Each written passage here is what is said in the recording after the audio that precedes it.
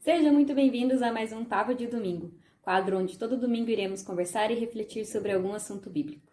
E para hoje o assunto é Jesus está no barco. E para entendermos um pouco sobre isso, eu trouxe duas histórias para compararmos e refletirmos. A primeira história está lá em Mateus 9, do 18 ao 25. Jairo, um líder religioso da época, vai até Jesus em busca de um milagre. Ele conta que a sua filha havia falecido, mas com fé ele diz que se Jesus for até a casa dele e estender as mãos sobre a menina, ela voltará à vida. Então Jesus vai até a casa de Jairo e lá ele encontra um grupo de pessoas que estão chorando e lamentando a morte da menina. Então ele pede para que essas pessoas se retirem do local, pois a menina está apenas dormindo. E aquelas pessoas riram de Jesus, mas elas estão retiradas do local. Jesus vai até a menina, pega ela pela mão e a levanta. O que nós precisamos entender nessa história é que em um mesmo ambiente, dois sons distintos podem ser ecoados sobre uma mesma situação. Um de alegria, júbilo, fé e confiança em Deus, ou de tristeza, medo, angústia e lamentações. A outra história está em Marcos 4, do 35 ao 41. Os discípulos estavam em um barco junto com Jesus, e levantou-se então uma grande tempestade com ventos fortes, onde as águas subiam por cima do barco. E enquanto os discípulos estavam com medo e angustiados, Jesus estava dormindo. Então os discípulos vão e acordam Jesus e perguntam a ele: Mestre, não te importas que pereçamos? E então Jesus levanta e repreende o mar e os ventos, e eles se aquietam. Ao compararmos essas duas histórias, o que nós percebemos?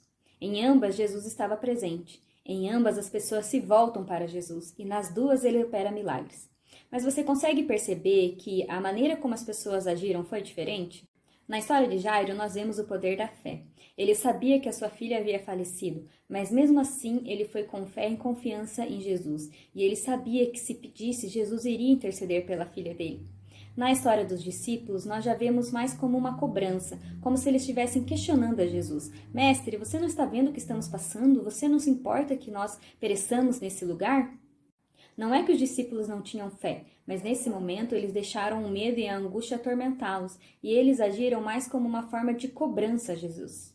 Nas duas histórias, Jesus estava no barco com eles, e mesmo assim eles tiveram maneiras diferentes de agir.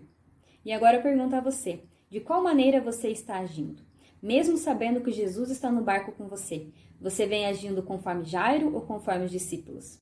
Quando nós estamos passando por uma situação difícil, nós confiamos e temos fé em Deus, nós entregamos a Ele os nossos medos e as nossas preocupações, descansamos nele e esperamos pelo milagre?